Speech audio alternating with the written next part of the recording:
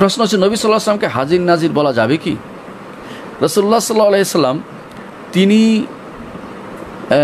অবশ্যই তার কবরে আছেন, এতে কোনো সন্দেহ নেই। তার কবরে তার একটা জীবন আছে, যে জীবনটা আখিরাতের জীবন, সেই জীবনটার সাথে দুনিয়ার জীবনের কোনো সম্পর্ক নেই। দ্বিতীয় জিনিস। 3 নম্বর হচ্ছে রাসূলুল্লাহ সাল্লাল্লাহু আলাইহি ওয়াসাল্লাম তিনি আমাদের সালাম তার কাছে পৌঁছানো, তিনি সালামের জবাব দেন, এটা হাদিসে আসছে। এই 3টি জিনিসকে আমাদের মেনে নিতেই হবে। এই 3টি জিনিসের বাইরে আর যা যা বলা হয় সবই মিথ্যাচার।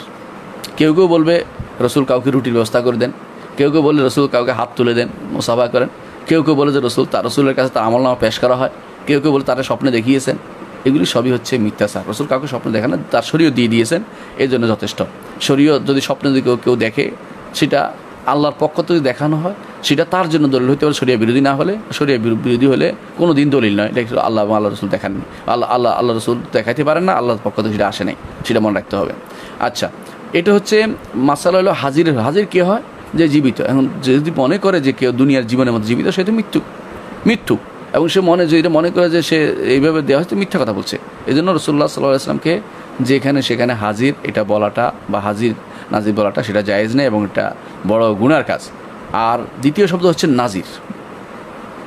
রাসূলুল্লাহ সাল্লাল্লাহু আলাইহি ওয়াসাল্লামকে নাজির অর্থ সব কিছু দেখে যিনি, আল্লাহ তাআলা তিনি আরশের উপর থেকে সব কিছু দেখেন, তিনি ব্যতীত সব কিছু দেখেন এমন কেউ নেই।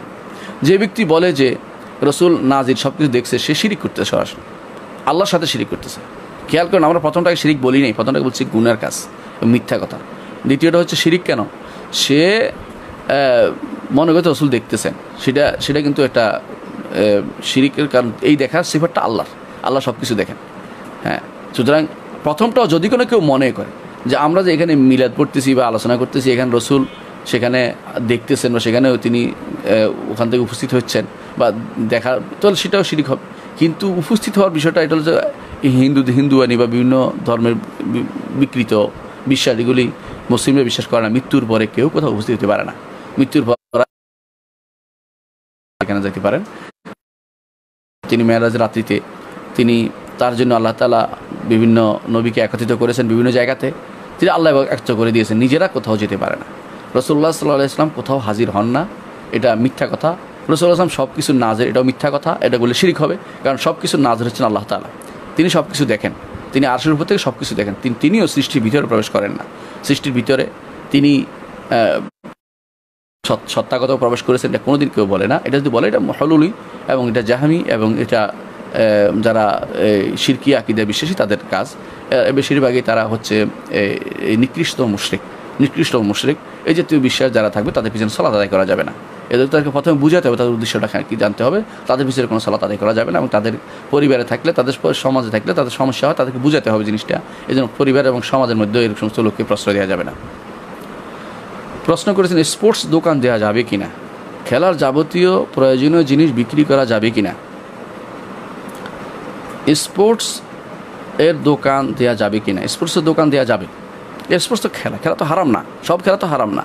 শরীয়তের নিয়ম মেনে যদি কোনো আপনি এমন দোকান দেন, যে দোকানগুলো যেমন কেউ ব্যাডমিন্টন খেলতে আসছে, কেউ ক্রিকেট খেলবে, কেউ ফুটবল খেলবে, না জায়েজ না, সবগুলি বলতে পারবেন না।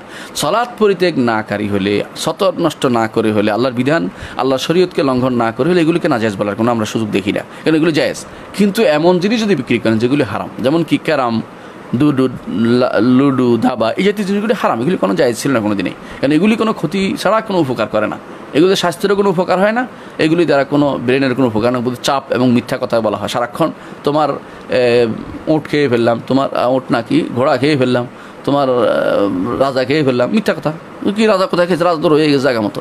আবার তোমাকে কাঠ মাঠ শার্ট কত রকমের কথা, আবার টাকা দিয়ে খেলা, মানে সবই তো টাকা বাদে খেললেও হারাম, টাকা দিয়ে খেলে তো আরও বড় হারাম। সুতরাং এটা যেহেতু শরীয়ত যেহেতু এই জাতীয় নার্দ এবং নার্দকে হারাম করেছে, অনুরূপভাবে শরীয়ত ইয়াগুলোকে এই জাতীয় খেলাকে, নার্দ জাতীয় খেলাকে সবগুলিকে হারাম করেছে।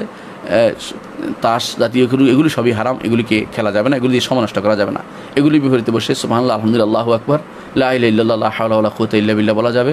আর নিজেরা কোরআন তেলাওয়াত করতে পারেন, সময়টাকে বেহুদা নষ্ট করে। এই সময় কিন্তু আপনার জীবনের অংশ, এই সময়টাকে নষ্ট করার জন্য এগুলি চালু করে দেওয়া হয়েছে বিভিন্ন শয়তানদের পক্ষ থেকে, এবং এগুলি দিয়ে তারা মুসলিমদেরকে তাদের মূল কাজ থেকে দূরে সরিয়ে দিচ্ছে।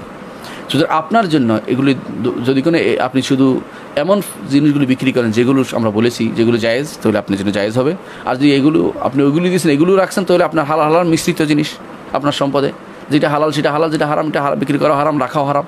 তো সেই হিসেবে আপনার হুকুম হবে। তো মৌলিকভাবে স্পোর্টসের দোকান দেওয়া না জায়েজ নয়। আর যদি এমন জিনিস আপনি বিক্রি করেন যা দিয়ে শরীরের বাঁশ দেখার জন্য মেয়েদের জিনিস বিক্রি করার জন্য আপনি বসেছেন, তাহলে তো হারাম কাজ করতেছেন, সেটা বিক্রি করা যাবে না এবং সেটা রাখাও যাবে না। সেটা মেয়েদেরকে ডেকে এনে বা তাদের ছবি দিয়ে রাখা অথবা এইভাবে তাদের শরীরের বিভিন্ন অঙ্গ দেখিয়ে দেওয়া, এটা কিন্তু সম্পূর্ণ হারাম হবে।